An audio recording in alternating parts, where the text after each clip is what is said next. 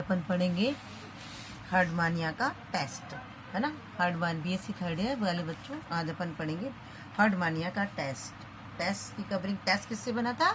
ये पूरा एक टेस्ट का कवरिंग है। टेस्ट किससे बना था? टेस्ट बना था क्या नाम है, सेलुलोज का, यानी टिनिसिन का बना था। टिनिसिन किससे बना होता है?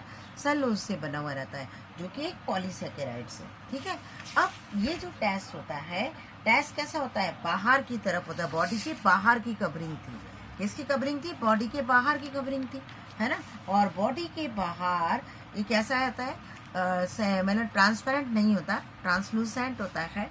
प्रोटेक्टिंग कवरिंग होती है, रक्षात्मक आवरण होता है ट्यूनिसिन का। और इसके अंदर इस जो ट्यूनिसिन होती है, एक पूरा एक ट्यूनिसिन की कवरिंग होती है, यानी एक टेस्ट है। इस टेस्ट के अंदर प्रोटीन्स और इनऑर्गेनिक सब्सटेंस बहुत सूक्ष्म मात्रा में पाए जाते हैं। अकार्बनिक लवण, क्या क्या चीज प्रेजेंट होती है इसके अंदर? प्रोटीन्स प्लस इनऑर्गेनिक सॉल्ट, है ना।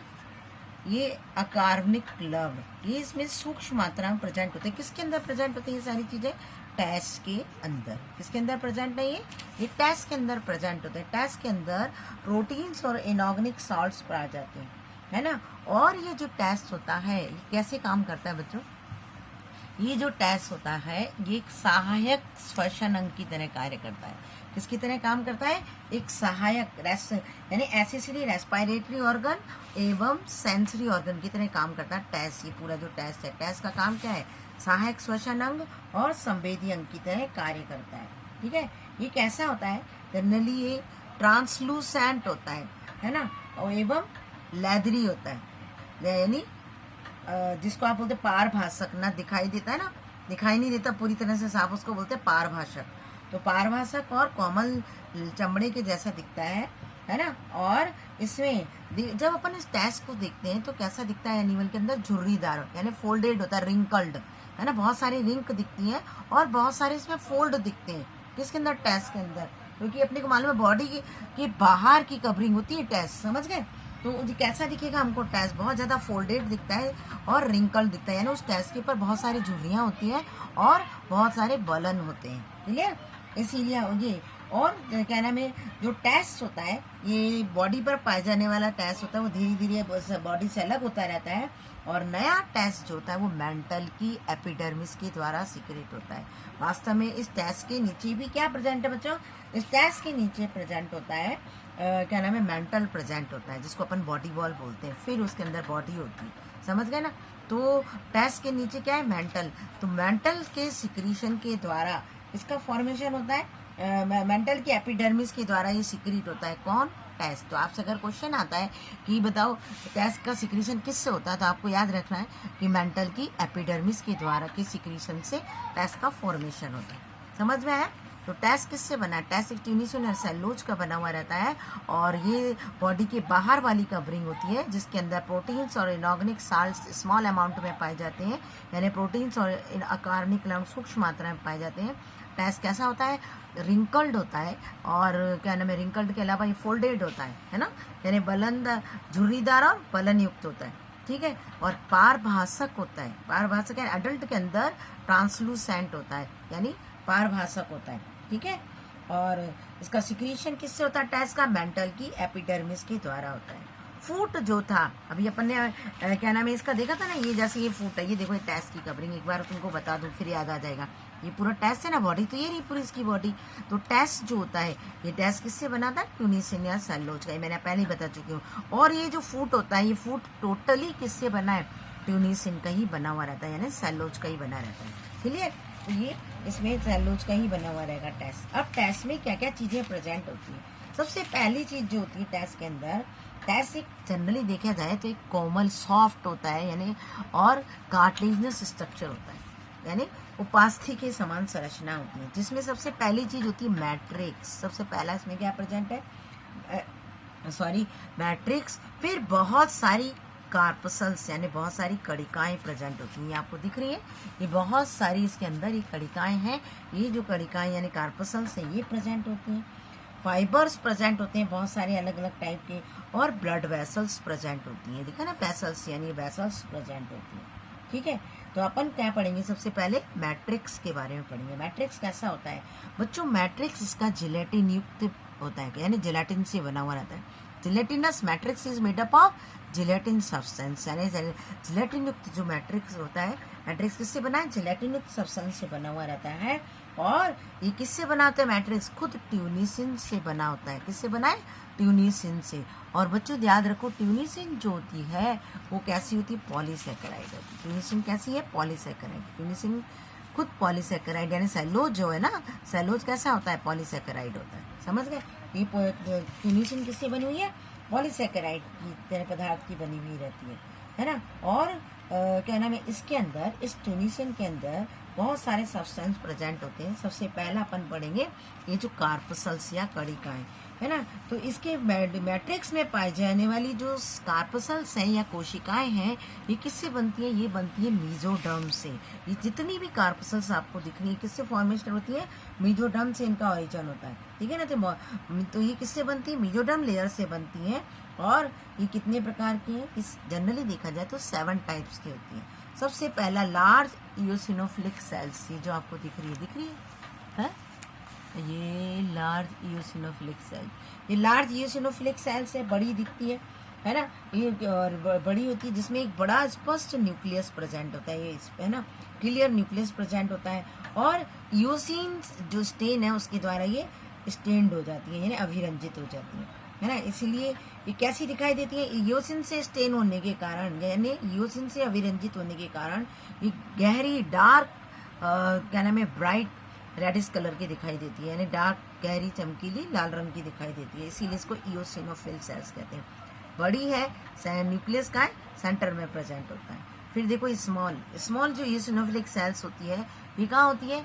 ये जो स्मॉल होती है, इसमें जो न्यूक्लियस होता है वो इसेंट्रिक होता है, यानी पेरीफ्री पर होता है, यानी परिधि पर प्रेजेंट होता है। न्यूक्लियस इसमें पेरीफ्री पर प्रेजेंट होता है, ठीक है ना। इसलिए इसको, और ये इसमें कैसी होती है? छोटी होती है, स्मॉल होती है। इसके बाद अमीबॉइड सेल, ये आपको दिख रही है अमीबॉइड सेल। ये इर्रेगुलर नाम ही है। आप जब भी अमीबॉइड सेल होती है तो अमीबा का आकार कैसा होता है? इर्रेगुलर होता है ना। तो सेम ये भी कैसी होती है? इर्रेगुलर सेल्स होती है, ठीक है। इसके बाद कौन सी सेल है? एक सेल और है जिसको अपन बोलते हैं वैक्यूलेटेड सेल्स। कौन सी सेल? Vacuolated cell. ये वैक्यूल्स प्रेजेंट होते हैं इसमें, इसलिए इसका आकार कैसा होता है? गोल राउंड शेप होता है। और ये कैसी होती है? वैक्यूलेटेड सेल्स होती है, ठीक है। ये वैक्यूलेटेड सेल्स होते हैं।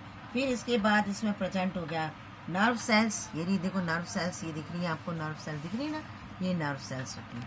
ये नर्व सेल्स इसमें प्रेजेंट होती है। और नर्व सेल्स कैसी होती है? नर्व सेल्स के अंदर बहुत सारे प्रोसेस, ब्रांच्ड प्रोसेस निकले हुए रहते हैं। कैसी है ये? ब्रांच्ड है, शाखित प्रवर्ध युक्त होती है नर्व सेल, है ना। और इसके बाद इसमें कौन सी सेल्स होती है? स्क्वेमस एपिथेलियम या शल की उपकला जिसको आप बोलते हैं। इस स्क्वेमस एपिथेलियम के अंदर एकदम क्लियर स्पष्ट न्यूक्लियस प्रेजेंट होता है? स्पष्ट न्यूक्लियस प्रेजेंट होता है इसके अंदर, है ना। कैसा न्यूक्लियस है? ये कैसी है? हेक्सागोनल है। और हेक्सागोनल के अंदर एक क्लियर न्यूक्लियस प्रेजेंट होता है। तो ये तो क्या हुआ था बच्चों? ये इसके अंदर मैट्रिक्स था, मैट्रिक्स के अंदर सेल्स प्रेजेंट होती हैं। अब सेल के बाद अपन पढ़ेंगे फाइबर्स। तो इस टेस्ट के अंदर पूरा जो टेस्ट है, ये जो कवरिंग है इस टेस्ट में, इसमें बहुत महीन यानी फाइन नेटवर्क प्रेजेंट होता है। और वो नेटवर्क एक क्या बनाते हैं? एक पूरा जाल का फॉर्मेशन करते हैं, एक नेटवर्क का फॉर्मेशन करते हैं। कौन? फाइबर्स। फाइबर्स एक थिन नेटवर्क का फॉर्मेशन करते हैं, महीन नेटवर्क का फॉर्मेशन करते हुए उसमें फैले हुए रहते हैं। अब आया ब्लड वेसल्स। टेस्ट के भीतर क्या है? ब्लड वेसल्स प्रेजेंट होती हैं। और ये देखो इतनी सारी दिख रही है आपको, ये ब्लड वेसल्स, ये ब्लड वेसल्स प्रेजेंट होती हैं। और इन ब्लड वेसल्स ये आपस में मिलकर क्या बना लेती हैं? एक जाल बना लेती है, एक नेटवर्क बना लेती है ना। ये क्या बना लेती है? एक नेटवर्क का फॉर्मेशन कर लेती है, एक जाल जैसा संरचना बना लेती है। कौन? Blood vessels. ब्लड वेसल्स जो हैं वो आपस में मिलकर एक जाल की समान संरचना बना लेती हैं। और इनके एंड पर एक फूला हुआ, देखो एक राउंड फूली हुई स्ट्रक्चर दिख रही है ना, जिसको अपन क्या कहते हैं? एम्पुला। एक फूली हुई स्ट्रक्चर होती है, एक राउंडेड शेप स्ट्रक्चर प्रेजेंट होता है, जिसे अपन क्या कहते हैं? एम्पुला। क्या बोलेंगे? एम्पुला बोलते हैं। और ये जो एम्पुला होती है इसमें क्या प्रेजेंट होती है? इसके अंदर नर्व सेल्स प्रेजेंट होती है, आगे ना। और ब्लड वेसल से तो जुड़ी है ही, इसके अलावा इसमें क्या प्रेजेंट है? नर्व सेल्स होती हैं।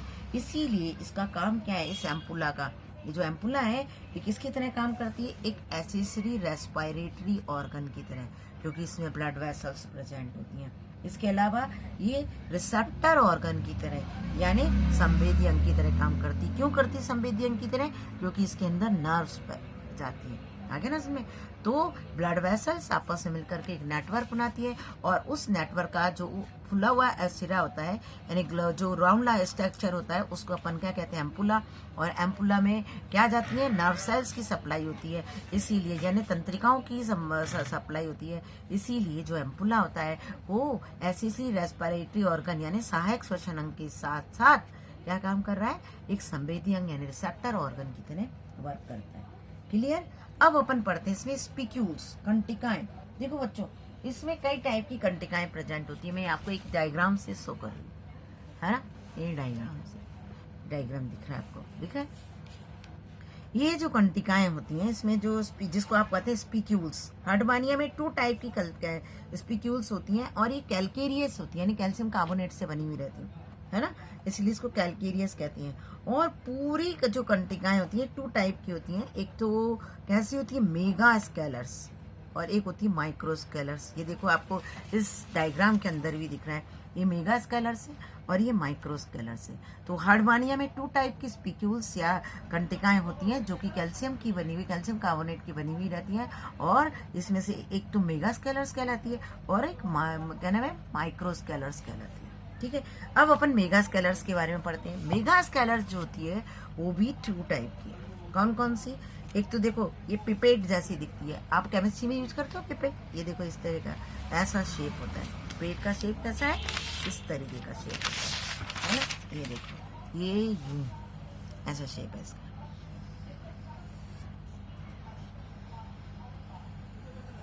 है ना, इस तरीके का शेप। और ये न्यूक्लियस और ये पूरी कंटिकाएं थी इस तरीके से। इसमें स्पिक्यूल्स थी। ये कौन सी है? ये पिपेट लाइक होती है। कैसी शेप है इसकी? पिपेट के समान, जैसे आप केमिस्ट्री के अंदर पिपेट यूज करते हो वैसी होती है ना। और ये देखे ना, बीच में बल्ब के समान फूली हुई, और दोनों सिरे इसके कैसे होते हैं? पॉइंटेड होते हैं, है ना। बीच वाला सिरा इसका कैसा है? राउंड शेप होता है, और ना यानी राउंड शेप में फूली हुई रहती है, और इसके दोनों सिरे कैसे होते हैं? पॉइंटेड होते हैं। ठीक है, और इसलिए कैसे दिखती है? हमको पिपेट के समान दिखती है। और दूसरी जो होती है वो स्पिंडल शेप होती है। ये इस तरीके से, ये स्पिंडल शेप होगी इस तरीके से, है ना। ये कैसी होती है? Spindle shape. ये इस तरीके से, ये स्पिंडल शेप है ना, ये स्पिंडल शेप होती है, और ये संख्या में ज्यादा प्रेजेंट होती है। तो 2 टाइप की कंटिकाएं स्पिक्यूल्स है या कंटिकाएं हैं। एक तो क्या नाम है? मेगा स्केलर्स भी दो टाइप की, तो पिपेट के समान थी, और ये कैसी होती? ये कर्व शेप होती है, मुड़ी हुई रहती है, जिसमें बीच में सिरा कैसा होता है? इसका फ्लावर आता है यानी ग्लोब शेप का होता है, और दोनों सिरे इसके कैसे होते हैं? क्या नाम है? पॉइंटेड रहते हैं, है ना। और ये कहाँ प्रेजेंट होती है? जनरली एलिमेंट्री कैनाल और ब्लड वेसल्स में प्रेजेंट होती है। आया समझे? Pipette like. दूसरी कैसी बताई थी मैंने? Spindle shape. स्पिंडल शेप संख्या में इनकी संख्या ज्यादा होती है। The number of spindle shapes are large than the क्या नाम है? Than the pipette like cells. Okay, now तो ये किससे बनी मिलती है? संख्या में लार्ज होती है, और ये बंडल्स में प्रेजेंट होती है, ग्रुप में प्रेजेंट होंगी बंडल्स के रूप में। That is surrounded by the connective tissue, जो कि किससे सराउंडेड होती है? इसके चारों तरफ जो कवरिंग होती है वो किसकी होती है? जिसकी चारों तरफ जो कवरिंग होती है वो कनेक्टिव टिश्यू की कवरिंग होती है। तो याद रखो, नंबर इसकी ज्यादा है, more number in than the pipette like cells. Okay, and it is surrounded by the connective tissue. Clear? And it is present generally gonads, liver और intestine. ये कहाँ प्रेजेंट होती है? गोनेड्स, यकृत, आंत्र के निकट प्रेजेंट होती है। समझ गए? तो टेस्ट, अब टेस्ट का काम क्या है बच्चों? टेस्ट का काम क्या है? जो टेस्ट आपने पढ़ तो लिया, इस टेस्ट का काम क्या होता है? सबसे पहला ये सपोर्ट देने का काम करता है ना। क्या करता है? सपोर्ट देता है, सहारा प्रदान करता है। दूसरा, ये बॉडी के चारों तरफ एक प्रोटेक्टिव कवरिंग बनाता है ना, और बॉडी को रिजिडिटी प्रदान करता है, यानी शरीर के चारों तरफ एक रक्षात्मक आवरण बनाता है और शरीर को दृढ़ता प्रदान करता है। ठीक है।